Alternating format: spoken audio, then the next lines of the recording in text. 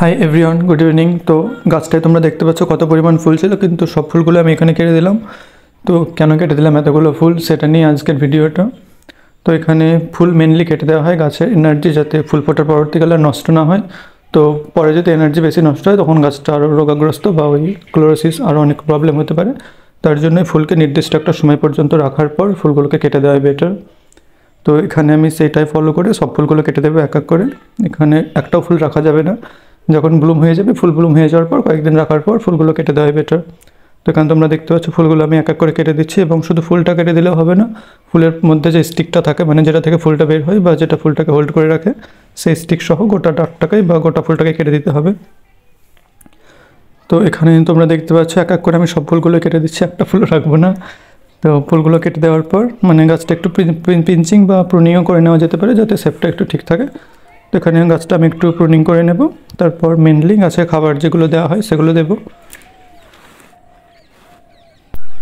So তোমরা এখানে দেখতে পাচ্ছ যে আমি গাছের সব ফুলগুলো কেটে নিয়েছি। গাছে ফুল যতদিন আছে ততদিন থাকুক, নিজে থেকে ঝরে যাবে এরকম ভাবলে চলবে না, আর ফুল কাটতে কোনো রকম মায়াও করা যাবে না, নইলে গাছটারই ক্ষতি হবে আলটিমেটলি। তো কেটে দেওয়াই বেটার। তো এরপর আমরা দেখে নেব কী কী খাবার দেওয়া যেতে পারে। তো তার জন্য আমি প্রথমে এখানে সবার আগে নিয়ে নেব হাড় গুঁড়ো, সিংকুচি, নিমখোল, তিনটের মিক্স করে, ওই মিক্স করে 1 মাস বা 1.5 মাস মতো যেগুলো রাখা থাকে ওরকমভাবে এগুলোও রাখা ছিল। তো তার কিছুটা নিয়ে নেবো 1 মুঠো পরিমাণ, এবং এরপর এখানে এসএসপি বা সিঙ্গেল সুপার ফসফেট ওটা কিছুটা পরিমাণ নিয়ে নেব। তারপর এখানে আছে বোন ডাস্ট, স্টিম বোন ডাস্ট, এটা নেব কিছুটা। এদিকে এটা সিউইড, অনেকগুলোই দেওয়া যেতে পারে যেহেতু গাছটা অনেক বড় এখানে।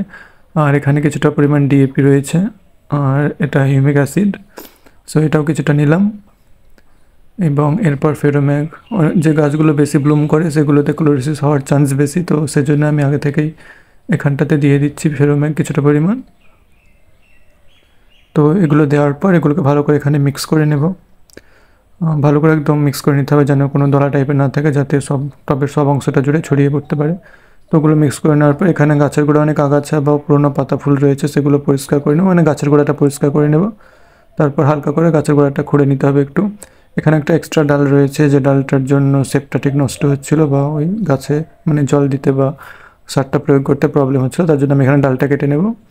এবং এরপর মাটিটা হালকা করে খুঁড়ে নেব উপরের অংশটুকু, যাতে ওই যে সারটা দেবো সেই সারটা ভালোভাবে মাটির মধ্যে মিক্স হতে পারে বা একটু মাটির ডিপে জানা যেতে পারে।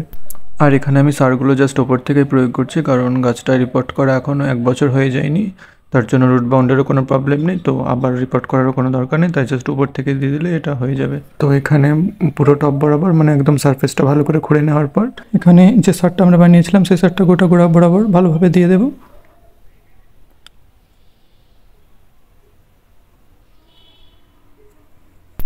তো গাছের গোড়াটা ভালো করে খুঁড়ে নেওয়ার পর সারগুলো মাটির সঙ্গে একটু হালকা করে মিক্স করে নেব, তারপর যে জল ছিল সেই জল দিয়ে দেবো, জলটা লাস্ট স্টেপ। তো জল দেওয়া হয়ে গেলে রেডি হয়ে যাবে এটা নেক্সট ব্লুমের জন্য।